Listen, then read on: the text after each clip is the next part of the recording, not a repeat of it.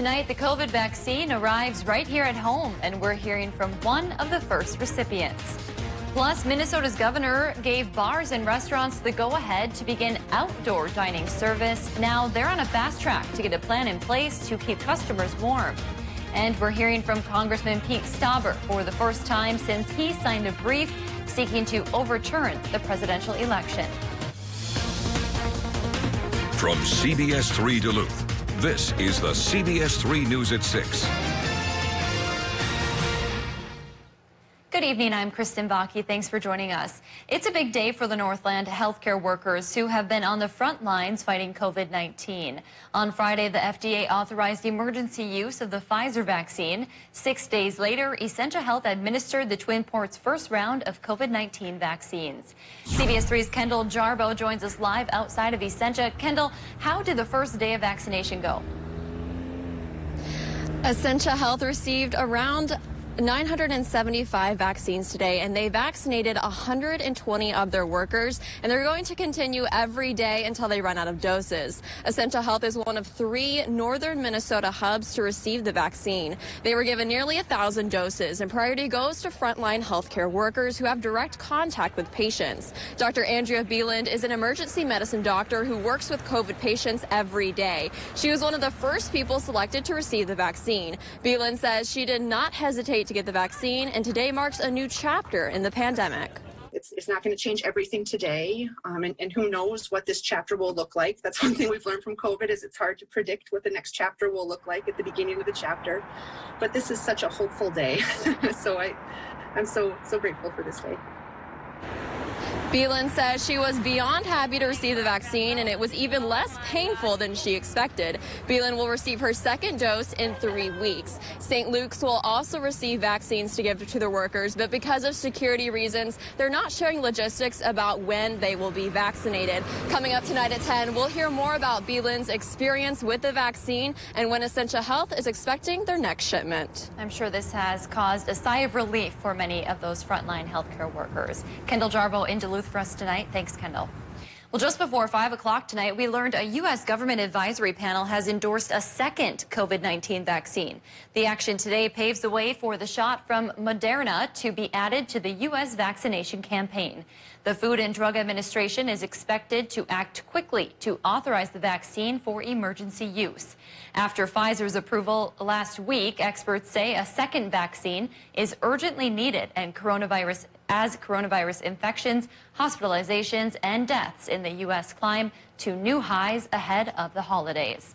Even though COVID-19 case numbers are falling in Itasca County, health leaders are reporting an increase in hospitalizations. During an update this morning, the county reported 71 people that are currently hospitalized due to complications, with 16 of them in intensive care. As for vaccine preparations, they are still working out the details on future doses. However, they do know the Grand Itasca Clinic and Hospital will start vaccinating their workers next week. We anticipate next week, Monday morning, we'll be able to start our initial vaccinations for our staff. Marie, 6 weeks from now, we should have our entire staff at Grand Itasca, as well as our local EMS vaccinated. In order to be mindful of potential side effects, the hospital is planning to vaccinate their staff in 3 different groups. Peter joins us now for a first look at the weather. Peter, a lot of folks out there are a little bit jealous of some of that snow that's hitting the Northeast. It sounds like we might get a little bit of that, but not too much. Yeah, not too much in the next 7 days, but I'm sure we'll get our fair share as we head through the rest of the winter. We start off today on a rather cool note, too. Temperatures only started in the single digits for most of us, or some of us were also in the teens. We start off 4 degrees for today in Hibbing, 7 in Ely, 1 in Silver Bay.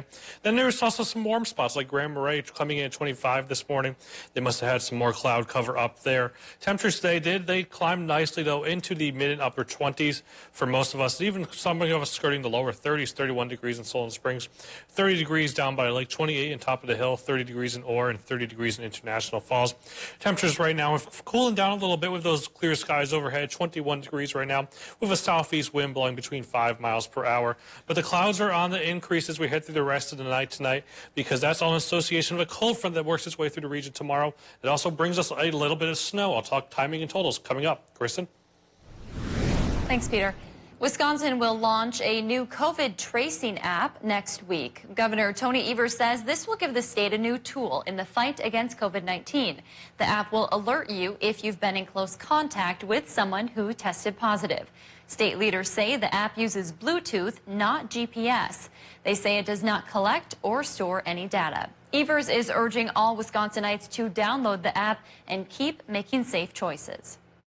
It's going to be a long process for everyone, and especially as we head into the holiday season. We are asking folks to continue doing your part to help keep our healthcare workers, our families, and our communities healthy and safe. The app will launch on Wednesday. Wisconsin has also received the Pfizer vaccine, and the state is expecting doses of the Moderna vaccination to come December 28th. In Wisconsin, nearly 200 healthcare workers have been vaccinated for COVID-19. Wisconsin top health officials also say no spike in coronavirus cases were reported following the Thanksgiving holiday. They still urge people to continue to remain vigilant with the Christmas and New Year's holidays approaching. Wisconsin's case numbers spiked in mid-November and have been declining since. The Wisconsin Supreme Court is set to hear the latest challenge ordered to slow the spread of the coronavirus. Today, the court will hear arguments challenging an order limiting how many people can gather in bars and restaurants. The order that expired in November is one of a series that Democratic Governor Tony Evers issued in response to the pandemic. All of his orders have been challenged by conservatives.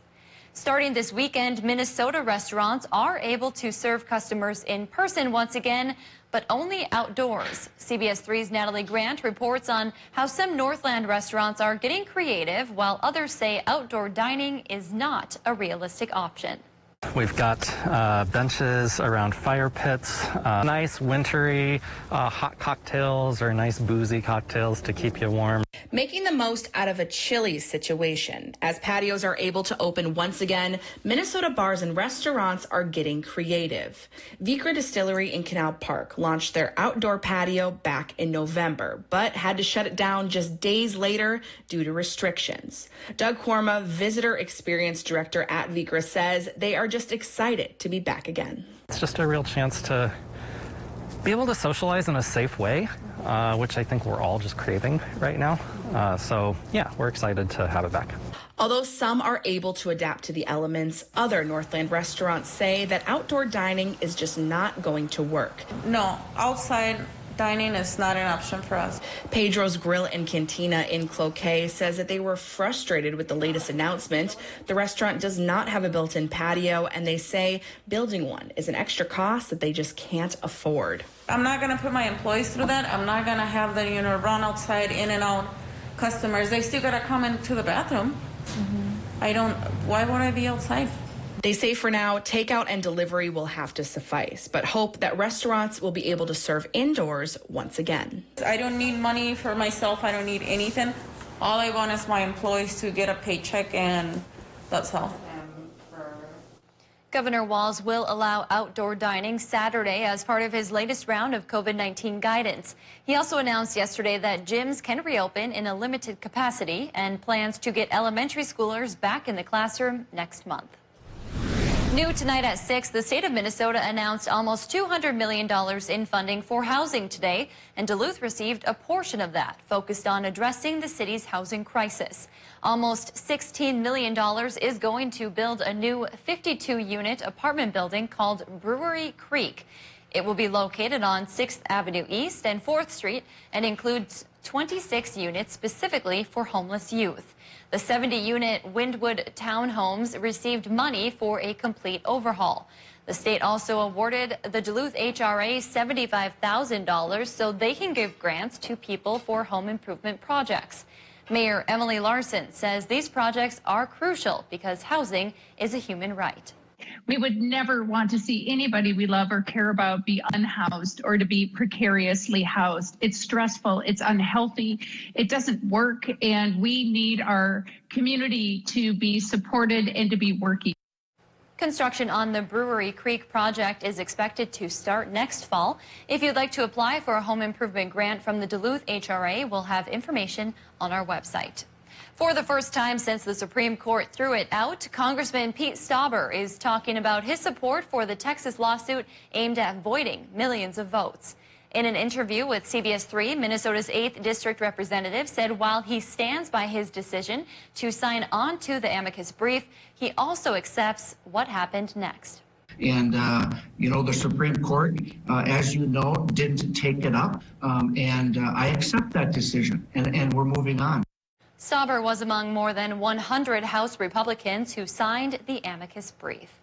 With just a week to go, Duluth Salvation Army is still about $70,000 shy of their fundraising goal.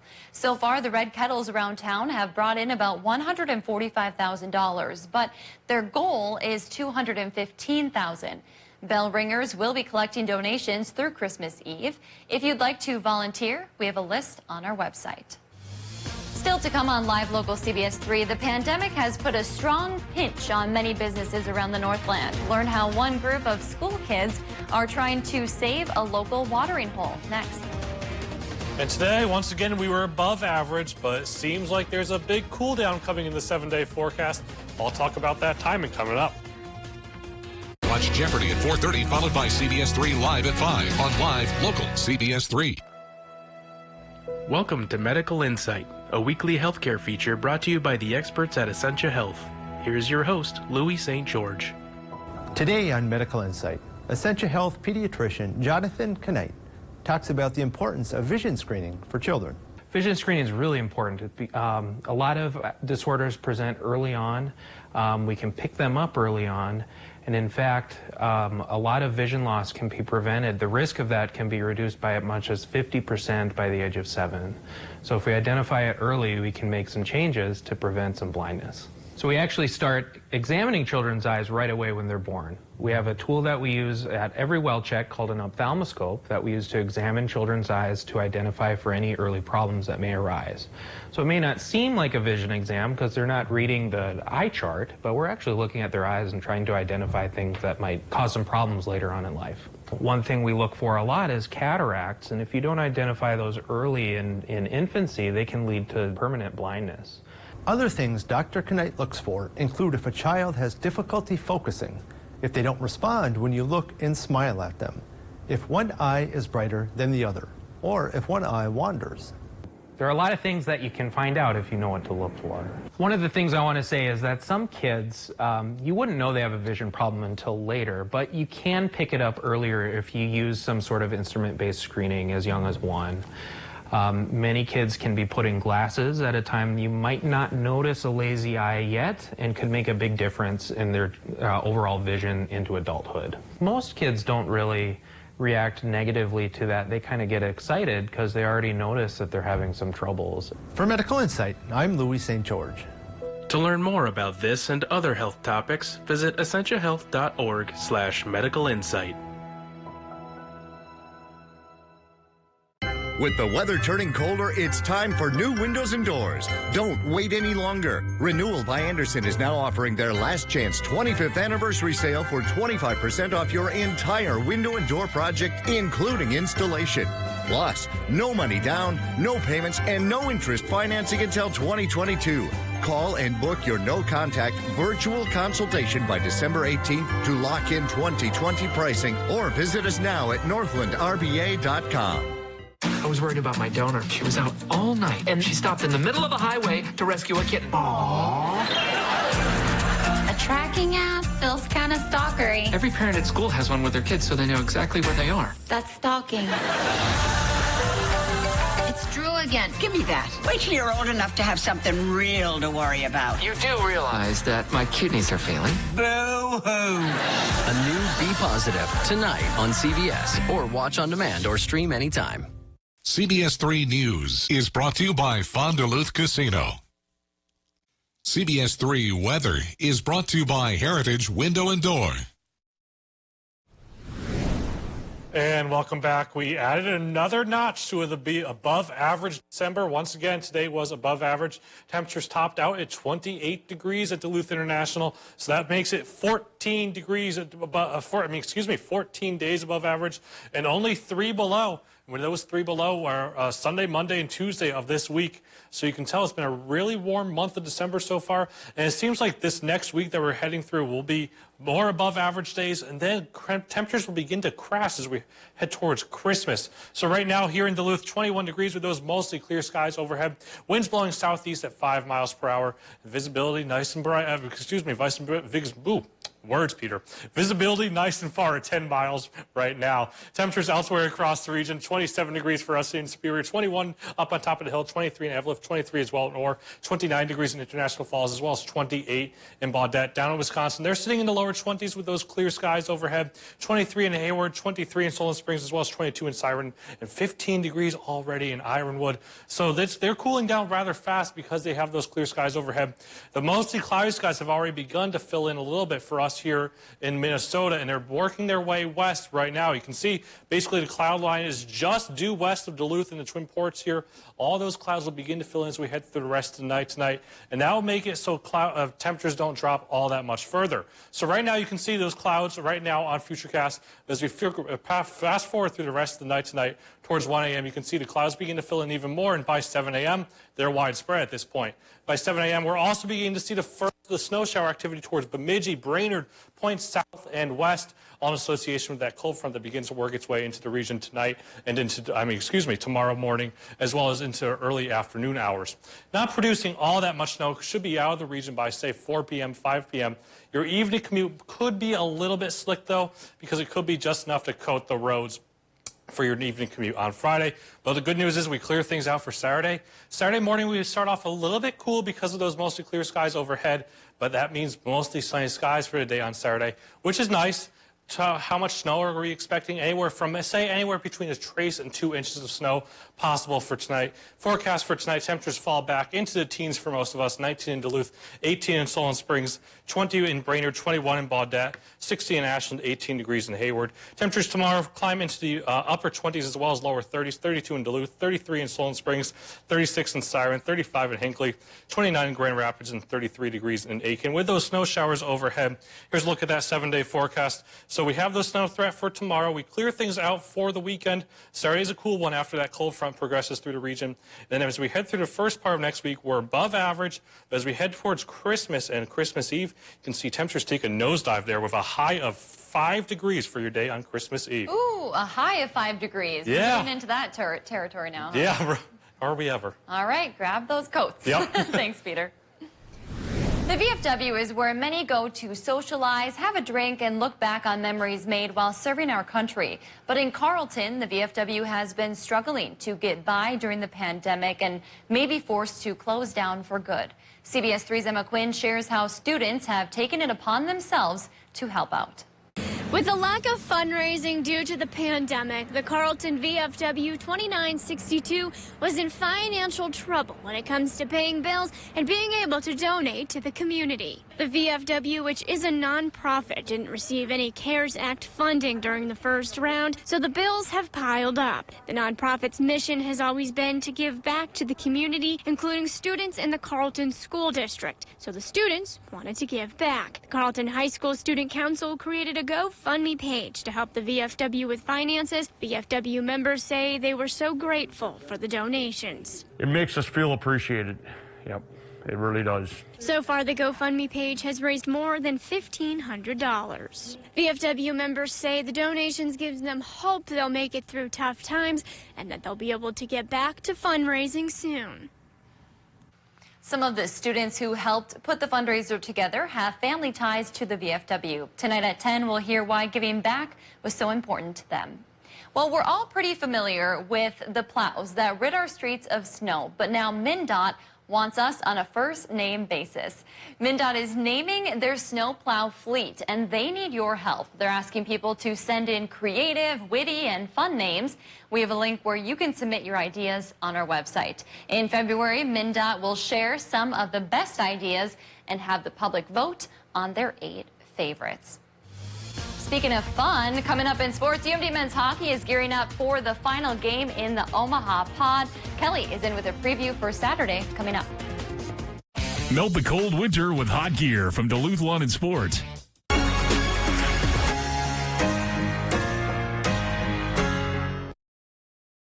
CBS3 Live Cams are brought to you by Kohler Chevrolet Buick GMC Cadillac. You're not just getting a car, you're getting Kohler. Make it the best holiday ever with the True Love Guarantee at Numi Jewelers. Dazzle her with a gift she's guaranteed to love. We're so sure she'll love the piece you choose that we'll even exchange it if she doesn't. True love is guaranteed at Numi Jewelers. Here at Angie's Closet, we are a consignment boutique that carries a variety of women's clothing and accessories in all shapes, sizes, and styles that are friendly on your wallet. Come let Angie and her team style you from head to toe in an outfit that is just your style. Shop Angie's Closet for the best in gift giving, for CC hats, mittens, gloves, or our full line of locally made candles, lotions, and soaps. And gift certificates are always a perfect fit. Shop in store or visit us online with curbside pickup or shipping available. Angie's Closet thanks you for shopping local. Black Bear Casino Resort is excited to bring you Frosty Free Play. Join us every Saturday in December from 10 a.m. to 2 a.m. Players Club members have the chance to win $10 in free play after earning 30 points. After earning 30 points, players swipe their Players Club card at any kiosk and win $10 in free play. Plus, you can win up to 4 times a day. That's a maximum of 4 swipes a day and a total of $40 in free play won. We can't wait to see you at the Bear every Saturday in December for Frosty Free Play. Make the Bear your place. When Subaru shares the love, good things happen. Over 64,000 pets supported. Over 2,500 wishes granted. Over 2 million meals provided. Over 400 national parks protected. In fact, Subaru and our retailers will have proudly donated over $200 million to national and hometown charities through the Subaru Share the Love event. Visit Miller Hill Subaru today, online at millerhill.com. You work hard for your money and deserve to see it go the extra mile. Join us Wednesday mornings and hear from local experts on tips to better manage your finances in Eye on Money on Live Local CBS3. Brought to you by MPPL Financial. CBS3 has partnered with the Minnesota Ballet to bring you a fresh and new version of a holiday classic, The Nutcracker. Join us Monday, December 21st at 7 o'clock for CBS3's special presentation of Minnesota Ballet's Nutcracker Suite, A Duluth Tale. Experience young Clara's enchanting dream as her beloved Nutcracker doll comes to life. You won't want to miss this CBS3 special presentation Monday, December 21st at 7 o'clock right here on Live Local CBS3. As a person with a disability who values living independently and being safe, it's great to know Access North has partnered with the Minnesota Department of Health to be a covert community coordinator. Please help us protect people with disabilities and other vulnerable Minnesotans of all ages from COVID-19. Contact Access North Center for Independent Living, your local COVID community coordinator resource for people with disabilities. When severe weather hits, tune to CBS3 for up-to-date coverage morning and night. Now, CBS3 Sports with Kelly Hinson.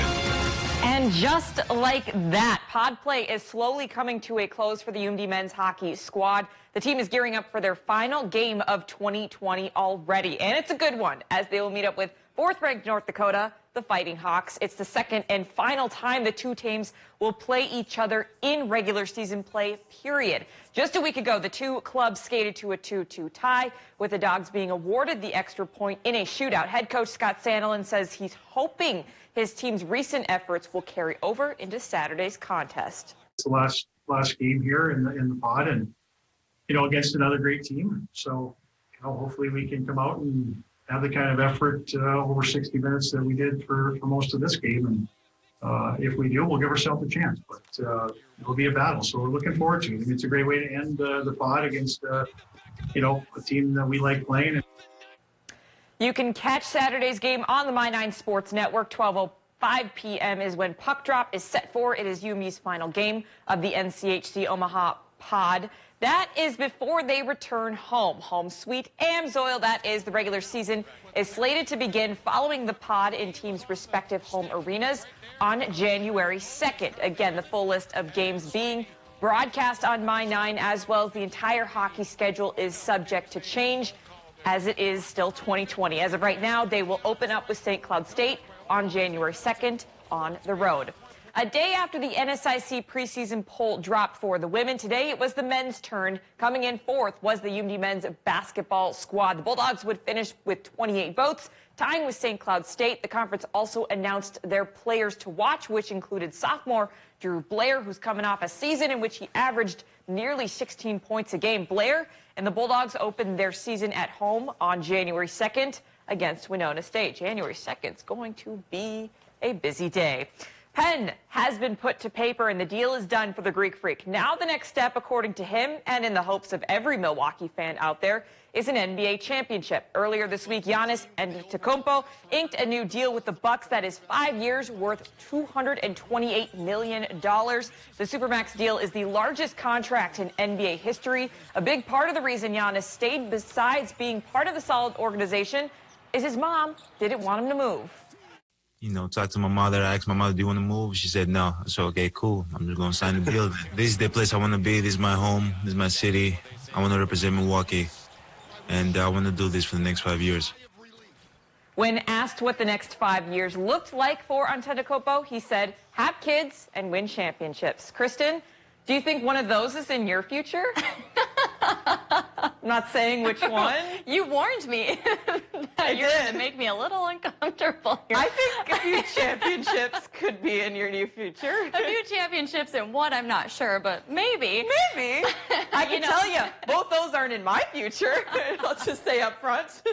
But I think we can both agree our moms have a lot of pull as well, right? I mean, Giannis saying that his mom didn't want to move, so that was one reason he wanted to stay. I get it. What Julie Hinseth wants is what goes in my life. I'm sure Kathy it's true of Kathy Baki as well. We love our moms. We do. Thanks, Kelly. Tonight on the CBS3 News at 10, 120 frontline workers at Essentia Health battling COVID-19 took a monumental step today as they received Pfizer's COVID-19 vaccine. Tonight, we'll hear the thoughts from one of the nurses who received the vaccine today and when Essentia is expecting to get their next shipment of the vaccines. A Wisconsin teen is getting into the spirit of Christmas by trying something he saw on YouTube. The 18-year-old decked out his car in Christmas lights. However, in the state of Wisconsin, cars can only have white or amber-colored lights on the front and red lights on the back. According to the Wisconsin teen, he had been given a warning by a state trooper already. However, the lights will be staying on the car until Christmas. You'll just need to be in the right place to see them turned on. That's a pretty cool idea. I don't think I've ever seen that before. I love that. Yeah. Peter, good day to get out and put out some Christmas lights. Absolutely. Even this weekend as well, because the 7-day forecast shows that this weekend looks gorgeous. Mostly clear skies overhead, but we cool things down as we head towards Christmas Eve. All right. Thanks for joining us tonight. We'll see you back here at 10.